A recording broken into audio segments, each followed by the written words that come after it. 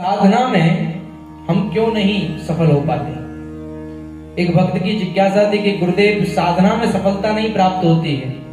खूब मंत्र जाप करते हैं, पूर्ण विधि से करते हैं, लेकिन साधना में सफलता प्राप्त नहीं होती। ऐसा नहीं है कि कभी हम कोई भी कर्म करें तो उसका फल ना मिले। फल तो मिलता है, फिर उसका फल भले ही कोई विधि विधान गलत हो जाने से या कोई सूक्ष्म से सूक्ष्म गलती हो जाने पे 100% फल नहीं मिल पाता, लेकिन फल मिलता है। इसमें कोई दोहराई नहीं, कोई संशय नहीं करना चाहिए।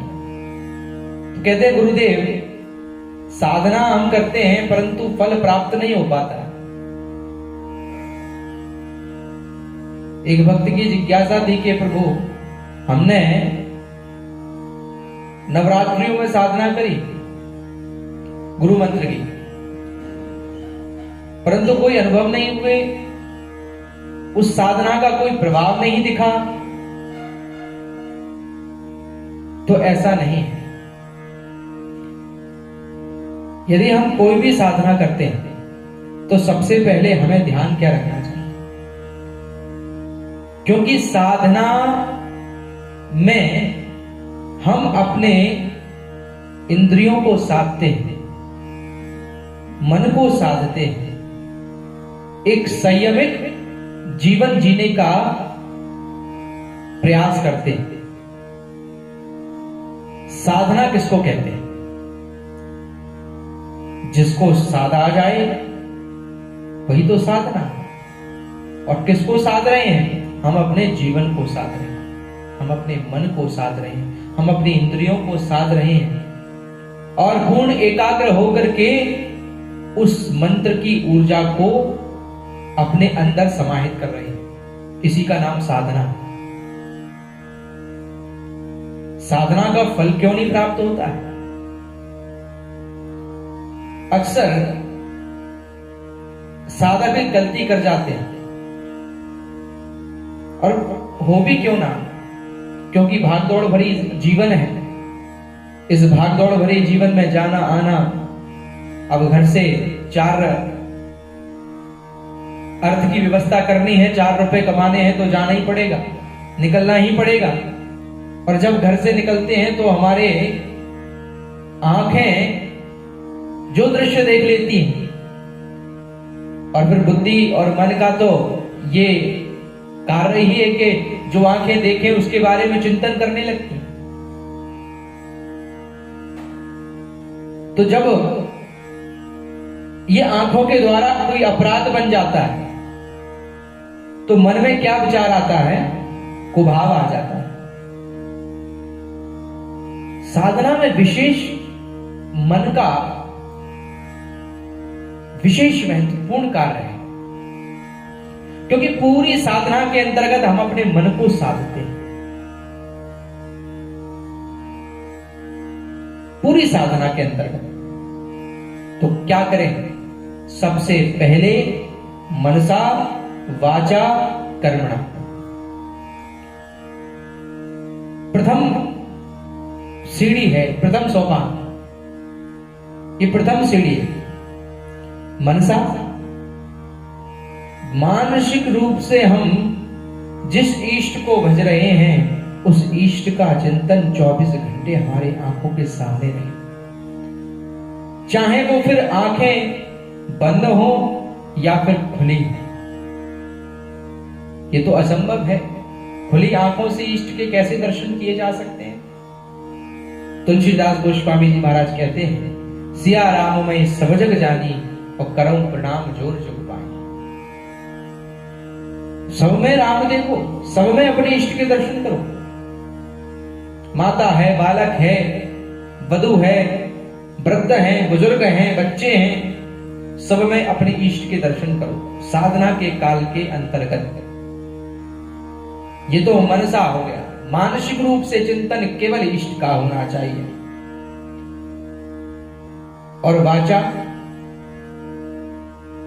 अब भागदौड़ बड़ी जिंदगी में कुछ बंधु जो हैं व्यापारी हैं, कुछ साधक गण व्यापार करते हैं, कुछ साधक गण नौकरी पेशा भी करते हैं, तो क्या करें? झूठ तो बोलना ही पड़ता है, यही तो नहीं करना है। फिर अपने आप को क्या साधा? जब झूठ का सहारा लेना पड़ा साधना के अंतर्गत भी, तो अपने आप को साधना नहीं कहते, वो साधना हो ही नहीं सकती। यहां झूठ बोल रहे हैं और घर पर साधना कर रहे हैं या अन्यत्र साधना कर रहे हैं, उस साधना का कोई फल नहीं है। वचन, मन से जो सोचा है वह वचन से करो। उन साधना के अंतर्गत जितने भी दिनों की साधना आपने साधी है, वचन से किसी से अभद्रता मत नहीं हो जाए, किसी से किसी की बुराई नहीं निकल जाए, झूठ नहीं बोले, वाणी पर पूर्ण नियंत्रण होवे। ये साधना का दूसरी सीढ़ी। और तृतीय सीढ़ी है कर्मनिष्ठता। जब साधना के अंतर्गत हो तो हमारे हृदय में दूसरों के प्रति कारुण्यता का भाव हो, करुणा का भाव हो, दया का भाव हो, और किसी को कोई भूखा देखे तो उसे भोजन करा देना है। कोई अगर आपसे कुछ मांगने की चेष्टा करे तो उसको अपनी सामर्थ्य अनुसार कुछ भी चीज दे देनी। करुणा का भाव रखना है, कर्मनिष्ठ रहकर के कार्य करना है। यदि हमें साधना में 9 बजे बैठना है तो 9 बजे ही बैठना है।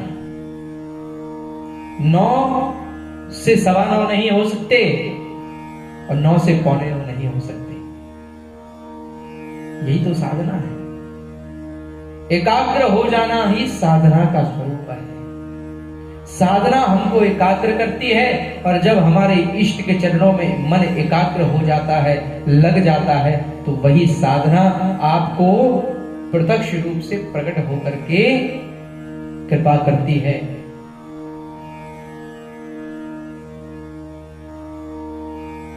वाणी से कुछ बोल रहे हैं, मन से कुछ सोच रहे हैं और कर्म से कुछ कर रहे हैं और साधना भी चल रही है, ये साधना श्रेष्ठ नहीं है। वह साधना कोई फल प्राप्त नहीं करेगी। हाँ, लेकिन ये नहीं कह सकते कि कोई फल प्राप्त नहीं कराएगी। फल मिलेगा अदृश्य रूप से।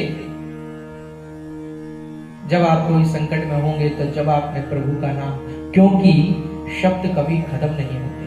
परमात्मेति ब्रह्मेति परमात्मेति इति शब्द है।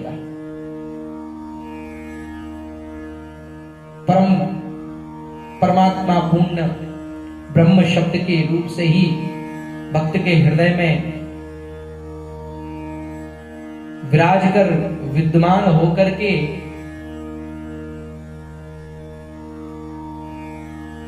प्रकट होता है, अंकुरित होता है और वह भगवत स्वरूप हो जाता है।